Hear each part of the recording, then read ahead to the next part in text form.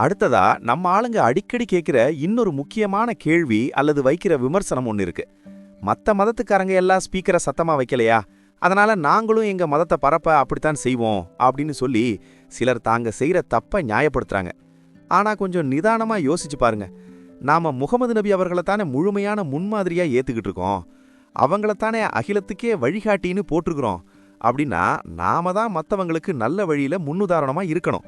அதை விட்டுட்டு அவங்க தப்பு செய்றாங்க, அதனால நாங்களும் அந்த தப்பை பின்பற்றுவோம்னு சொல்றது சரியா வருமா? உண்மையிலேயே மற்ற சமூகத்து மக்கள்கிட்ட இருந்து நாம கத்துக்க வேண்டிய நல்ல விஷயங்கள் எவ்வளவோ இருக்கு. உதாரணத்துக்கு, தீபாவளி அன்னைக்கு சுற்றுப்புற சூழல் கெட்டு போகக்கூடாதுன்னு நினைச்சு நிறைய பேர் பட்டாசு வெடிக்கிறத குறைச்சிக்கலாங்க. அதுக்கு பதிலா இயற்கை அழகுள்ள இடங்களுக்கு சுற்றுலா போறாங்க, அனாதை இல்லங்களுக்கு போய் தான தர்மம் செய்றாங்க.